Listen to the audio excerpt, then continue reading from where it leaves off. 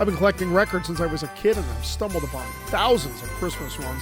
Season's greetings, I'm Rich Russo and welcome to A Christmas Chord.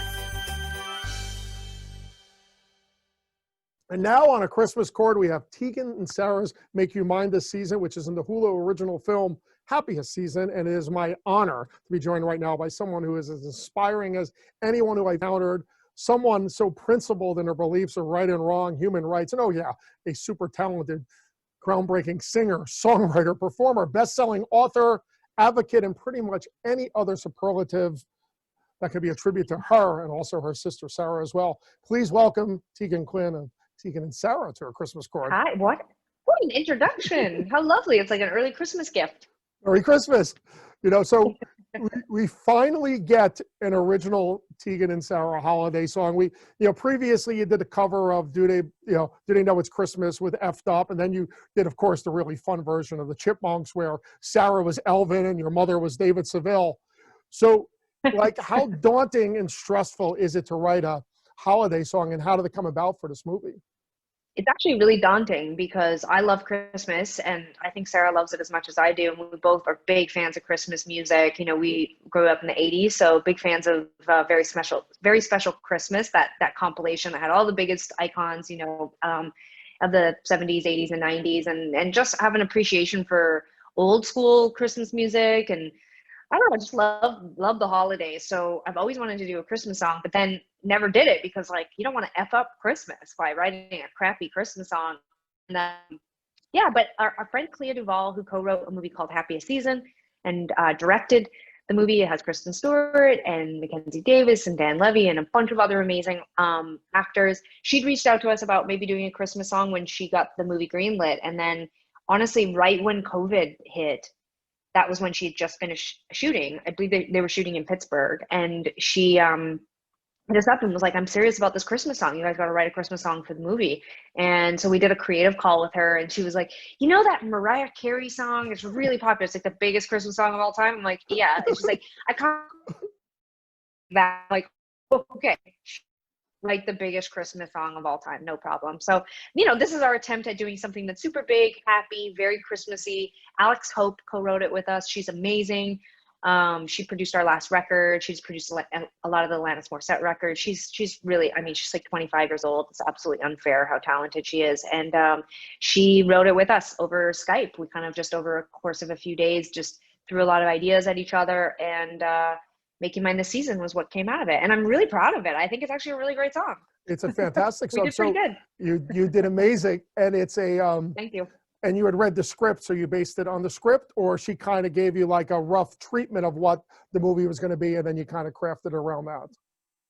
We had both read the script. We read an early iteration of the script because we'd spent actually a lot of Christmases with Clea, where we've been friends for a long time, and we were like, please write a gay Christmas movie. And so we had the gist, and then we kind of just tried to keep it, with all pop music, your goal is always to try to write universally. So, we didn't want it to be too heavy handed. Like we were going to sing the characters' names in the song, but we wanted, something that felt like it fit the tone of the movie. And the movie's like a very standard, very, classic holiday Hollywood rom-com with a twist, which is that it's gay women at the sort of center of the story, which is unprecedented. It's never been done with a, major studio backing it. So we just kind of threw everything we had at it, and we decided we wanted to make something that sounded really poppy and really commercial and would fit the tone of the movie. And I think it does a good job in it. I think we're going to give the song a spin. Oh, by the way, these are our twin snow people with guitars in honor of you and your sister. Oh my God, I love them. They rock out, so you will see them. Go to video. And of course we are going to play the new single, little red vinyl action of oh yeah, Make You Mine This Season.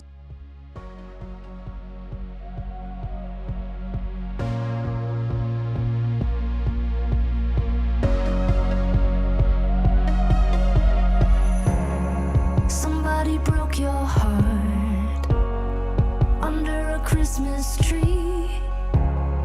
So many fallen stars. Give them back to me. Have I been good enough to ask for your love?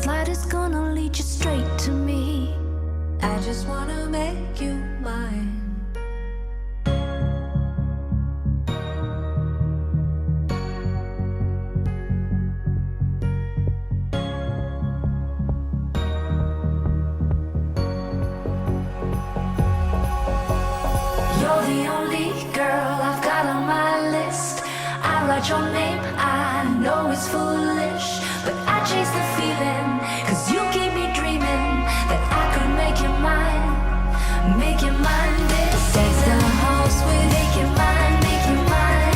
Boughs of holly, make you mine, make you mine. Come on, baby, make you mine, make you mine. It's Christmas time, make you mine, make you mine. This is the me, girl, make you mine, make you mine. I write your name, I make you mine, make you mine. But I chase the feeling, make you mine, make you mine. But I could make you mine, make you mine, make you mine. This season. I haven't seen the movie yet, but I think you guys have Oh, you'll tweeted, love it. I think you guys have tweeted that it's at the end, it's at the end credits. So when you watch the movie for the first time and the credits roll and your song comes on, does it give you like goosebumps or like a rush or like, Yeah. Yeah. Oh my God, I love it. You know, we've had our music, actually, we've been so lucky over the course of our career. We've had so much of our music end up in TV. And like before it was cool to get your music in TV, we were like all for it. And when Shonda Rhimes started Grey's Anatomy, their music department, they sent us a pilot of Grey's Anatomy, and we watched it on one of our laptops in the van on tour. And I FedExed it to a friend of mine who was a doctor, and I was like, will you watch this and tell me if you think this show's cheesy and if we should put our music in it or not? Because, you know, it was like 2004 or something, you know, people really didn't do that. And they wanted, I think the first song they wanted to use was maybe like You Wouldn't Like Me or Where Does the Good Go or something like that. And my friend wrote back immediately and was like, oh my God, this show's amazing. You should totally put your music in it. And now they've probably used like 15 songs or something of ours that they're like, you know, so I feel like the joy and the excitement of seeing your song in another format never goes away. Like for me, when I'm in a store and I hear us playing, or, you know, when I happen to be walking down the street and someone walks by in a Tegan and Sara shirt or something, I'm always the one that spazzes out. And like, I make such a scene because the novelty doesn't wear off, you know, it doesn't wear off, at least for us. I think we just feel so lucky to be able to make music, but then to see it hit other places is just like super cool. Really, really cool. Is there like a Tegan and Sara Christmas album coming down the line at some point? I mean, I wouldn't rule it out. At this point, you know, we've hit the point in our career where we do whatever we want. We've pretty much hit that point where, yeah, we always have. It's a good point. Good point. You're right. But I think we're at the point where we're doing it even more like where we don't just have to, I mean, I'm really excited to put a new record out, but we're also, for example, working on an acoustic version of So Jealous. And it looks like we just got the green light from the label to put that out. So the whole record will be it's just recorded by Sara and I. Sara covered my songs and I covered her songs. And, we only had one rule, which was just like no additional instrumentation. All had to be just guitar and vocals. And so, yeah, like I just feel like we're always taking on interesting projects and we're exploring other creative avenues because I just think we're so lucky to get to do that. So why not take advantage? So that being said, I think like it's fair to say we'll probably write a kids album at some point. We'll probably write a Christmas album at some point. Like don't rule us out of anything. No, that's the amazing things about you guys is that every album goes another place, but it always comes back to you. There's very few artists that have done that consistently. Springsteen's obviously done it. Somebody like Elvis Costello's done it. You know, I guess you could say to a degree, Linda Ronstadt did it, even though she didn't write her own music, but kind of just took the wheel and then came back to center. The one thing that makes the Christmas thing so unique is that each album you release is its own space in that time in your life. The Christmas thing is forever. Timeless. Like if you don't get the Christmas song right, it just vaporizes. It goes away. If you get it right, it's there forever. And it's such a weird dynamic musically of that genre. Yeah. Yeah. Actually, it's a really interesting thing I haven't thought about. And I don't know I would never be so bold or so confident as to say we've created a classic, but with so few queer women having done it, maybe we have. Like, you know, I think a lot of I think maybe we're niche enough to some people that this will be their queer classic. You know, I mean, how many Christmas songs were written about a queer couple? You know, probably not that many. Most of them were written by straight people for straight people, and we've just adopted them as our own. So I think like with all of our music, you know, it will find a home and maybe stay classic for some people, but yeah, I hadn't thought about it. I mean, I hope to contribute more songs to the Christmas world, and I hope people love this. I mean, now that the movie's out and now that December's almost here, I'm hoping that people play the song a lot. I hope that people really like it. I think, that would be great. And I want to thank you so much. I want to wish you and your sister a very, very Merry Christmas, and stay safe out there. And thank you for all you do, not just for me, but all you do for the world and keeping it a better place and making it a happier place. And we'll get through all of this, and it's going to be great when it all shakes out. Thank you for all your support always, and thank you for playing Tegan and Sara. And it's so nice to see your face, and happy holidays to you and your family. Thank you. Give my best, everybody. We'll talk soon.